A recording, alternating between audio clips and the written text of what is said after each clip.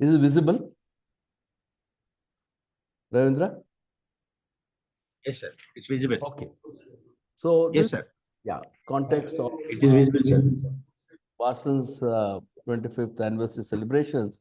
I want to present all of you the way I understand things, and this definitely the future direction to me is very clear. Uh, I hope this will be useful for you also. So the Andhra Pradesh community managed natural farming, our vision is that all 60 lakh farmers in Andhra Pradesh and 20 lakh farm worker households transit to natural farming. And first of all, why? I won't take much time on this because all of you are familiar with this. So till now, whenever we spoke of climate change, we only equated with greenhouse gas emissions. And, the agriculture scientists would get away by saying, Indian agriculture doesn't emit much of greenhouse gases, so it's fine. But I think the real, status of planetary health is determined by what is called as planetary boundary science.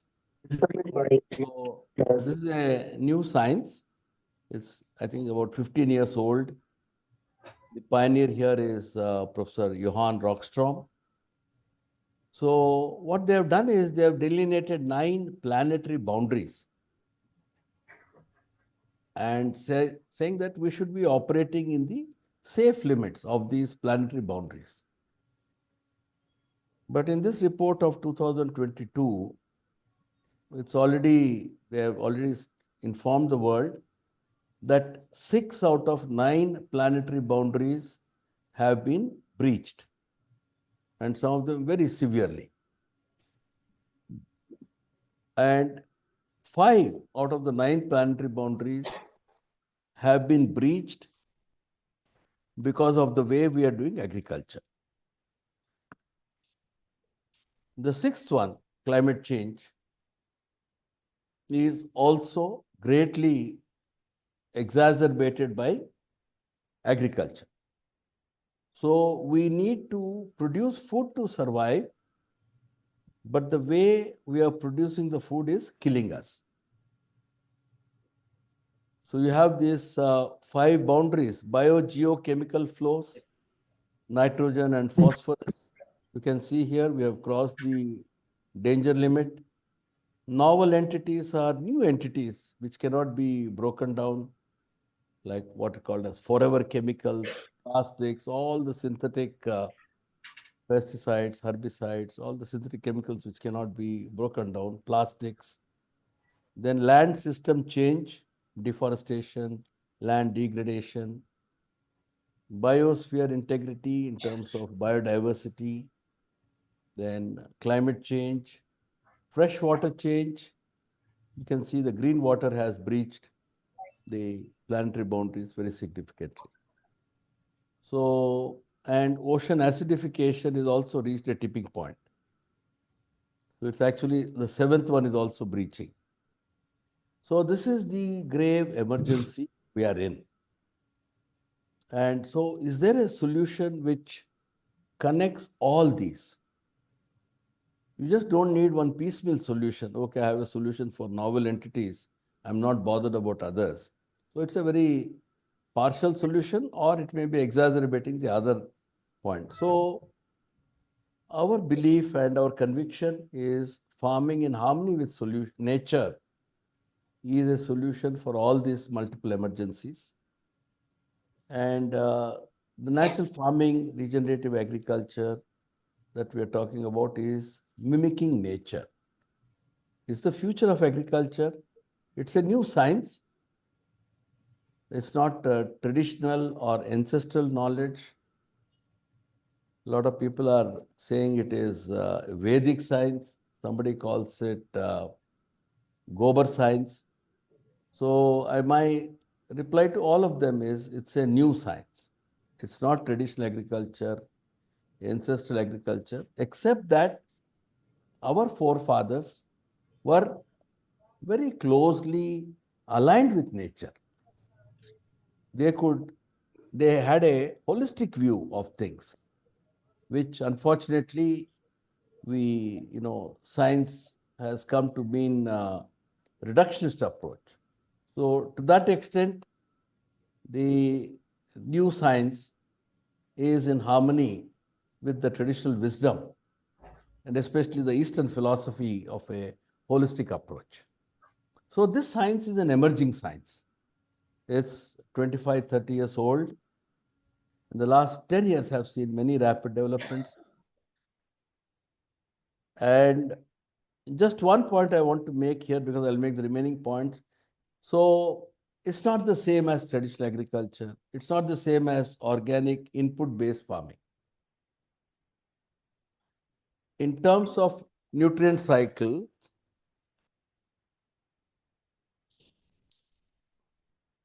sorry, yeah. Can you see me, Ravindra? Yes, sir. We can see you. Oh, I'm not able to. One second. No, we can see you. We can see you, sir.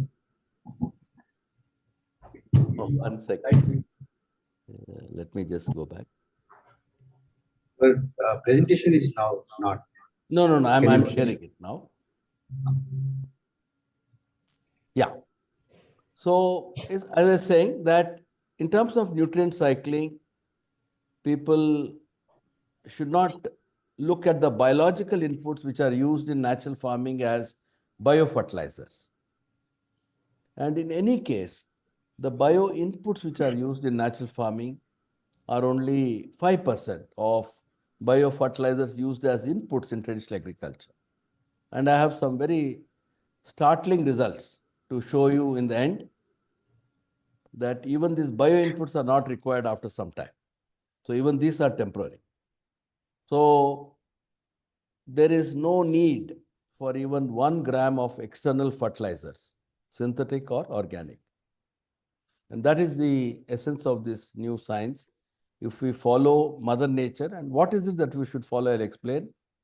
And these are my mentors. The way Dr. Sanghi and Dr. Rupela mentored me, over the last 6, 7 years, I have learned so much from these scientists. And among them, Walter Jena is very closely associated with our work. Elaine Ingham is also aware of our work. So I'm also a member of the Ecosystem Restoration Alliance, an alliance of more than 200 scientists worldwide who are looking at eco-restoration as a solution for climate change. So this science has also been helped by very serious advances in microscopy, serious advances in microbiology, the greater understanding of the soil microbiome, the linkage with the plant microbiome, animal microbiome, human gut microbiome. So the interconnectedness of all these microbial worlds. So these are the people who've been working, and I am expecting a lot more results, a lot more findings to come. Some of the things that I'll be talking about are not even 5 years old in the global arena. So based on the knowledge that we have acquired from these scientists, and also what we learned from Dr. Sanghi, from Mr. Palekar, Dr. Rupela, Subhash Sharma. So there's been a very strong strong practices in India. And we are now able to link the theory with that and then go beyond the practices. And that's the change in our own thinking. And essentially, everything is around photosynthesis. How do you maximize photosynthesis? How do you ensure direct sunlight doesn't fall on the bare soil? So soils to be covered with crops 365 days of the year. So maximizing photosynthesis and thereby maximizing the root exudates, the root mass, which is below the soil. So essentially, 40% of the photosynthate is used for the shoot system, 30% for the root system, and 30% is exuded into the soil. That is food for the microbes, which are in turn providing plant nitrogen, phosphorus, potassium, 30, 40, 50 elements, which a plant requires. So therefore, it's a circularity principle. Till now, we have said that we have to feed the plants, but that's not correct. Soils are feeding, plants are feeding the soil, and in return, taking a few nutrients. It's also said that we need to have a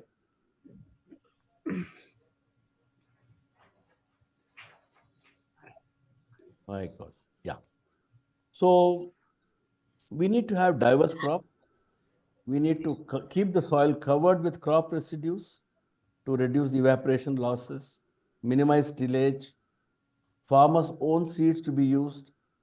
Indigenous seeds are preferred. And here I would refer you to Professor James White, who talks about the core microbiome. That seeds have millions of microbes, and plants are selectively harvesting microbes and putting them into the seed, integrating animal farming, biostimulants to trigger soil biology, the Bijamrita, Ghana, Drava. They're required in small quantities, but they're basically to trigger the soil biology and pest management through botanical pesticides, and more important, better agronomical principles, practices, and no synthetic fertilizers, pesticides, herbicides, and weedicides. So this is the framework for natural farming. Now, it's not that every farmer has mastered all this, but this is what guides us, guides our practices, and there's a lot of science behind it.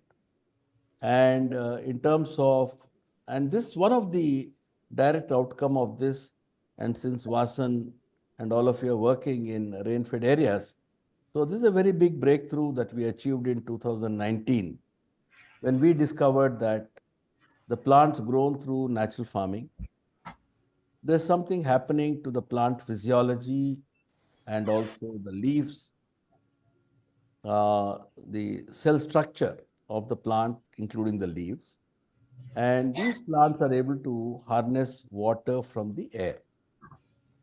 In tropical countries, we have up to 50,000 parts per million of water, which is like 10 times the water in all the rivers of the country.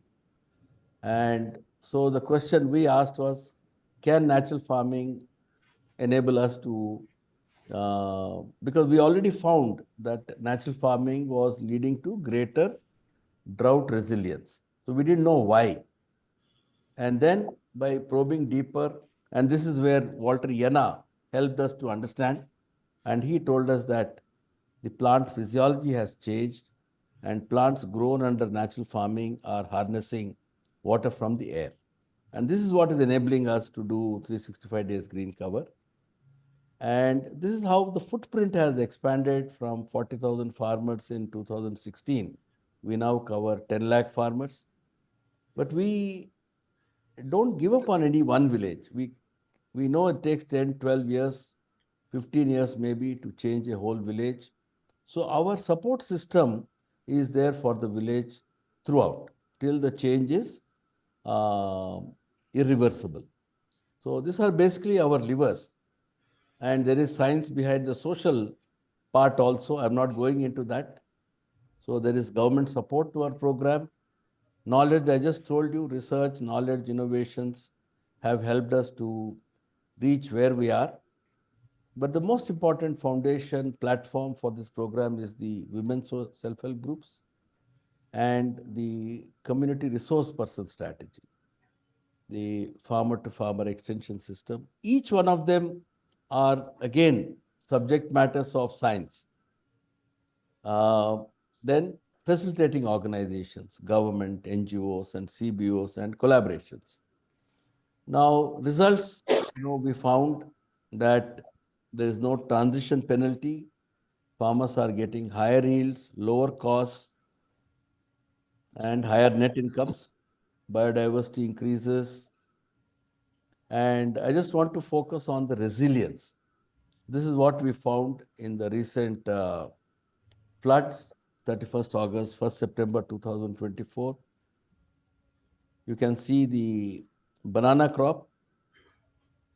Natural farming suffered only less than 10% damage, but the chemical crop was damaged 100%. And these are adjoining fields. Similarly, cotton crop, natural farming less than 10%. Here, it was more than 45%. Paddy, again, hardly less than 5% damage less than 10% damage in natural farming, 34% damage in. You can see here the rhizosphere of natural farming, 46 centimeters. Chemical is only 26 centimeters. But then we discovered a new phenomenon this year, thanks to the work of Dr. Phil Lee, an eminent Australian climate scientist. He put this paddy straw under microscope, and he told very clearly that the cell structure of paddy grown under natural farming is very different from paddy grown under chemical agriculture. It has higher turgor pressure, it's thicker, stronger to withstand the wind velocities. Not only the roots which are different, but also the shoot system, which is different in natural farming, which is giving this resilience power. And this is something very, very recent. I think this workshop may be the first one where we are sharing these results. We looked at what happens over years of doing natural farming. So we looked at people who have been doing the pre-monsoon dry sowing, which is an essential part of natural farming. So you can see here the weed occurrence has come down very drastically. Expenditure on weed management from 3,600 came down to 1,000 rupees. And very difficult weeds have now been eliminated. So now they're only seeing a single kind of weed. Uh, so, so the weeding, the time taken, the cost involved in weeding has come down drastically just by the change in the soil biology. The pest incidence has come down with the years of natural farming, and therefore, even the botanical sprays have come down. So, from 4 times to just 1 time. And there are some farmers who have even given up any spraying.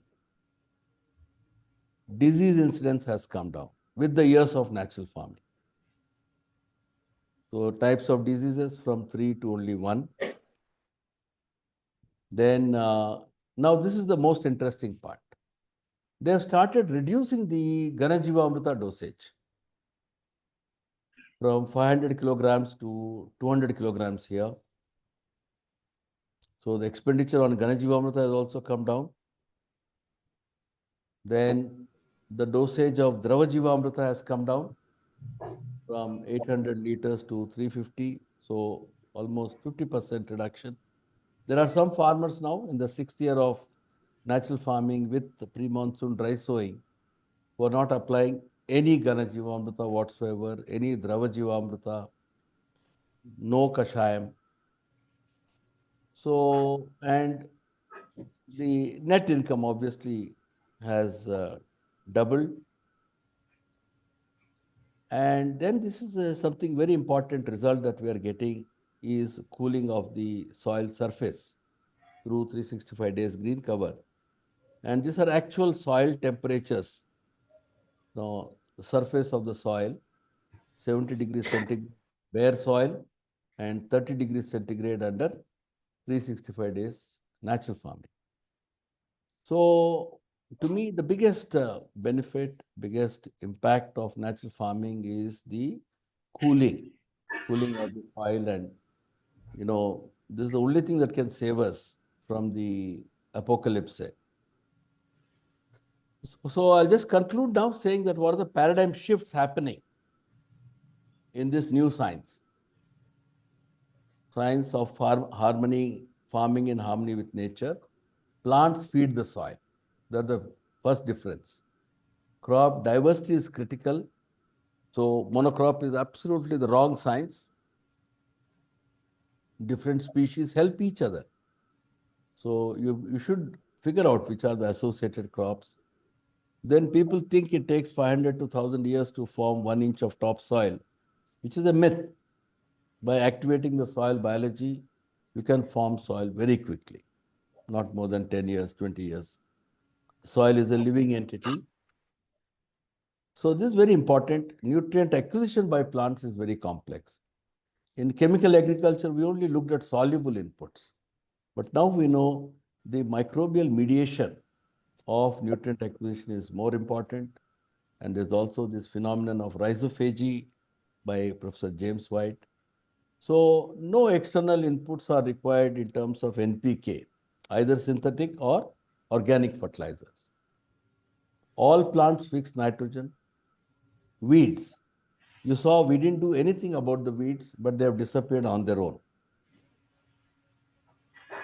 Pest management, and this is very important because we started with NPM. Now we are saying zero, ZPM, zero pest management. We need to do nothing except ensuring crop diversity, 365 days of the year crops, and no tillage, and keeping the soil covered. All others, all biological input requirement is also temporary. So as I said, biostimulants, biopesticides required only temporarily. And there's a new water paradigm. Plants are not mere consumers of water, but also produce water. So my final comment is every farmer has the power to heal the planet. So I believe our farmers are gods. Once they understand their power, use it for healing the planet, then we are all safe. So I'll conclude here. Yeah. Thank you, Ravindra. I'm not Thank used you, to sir. being a lecturer, but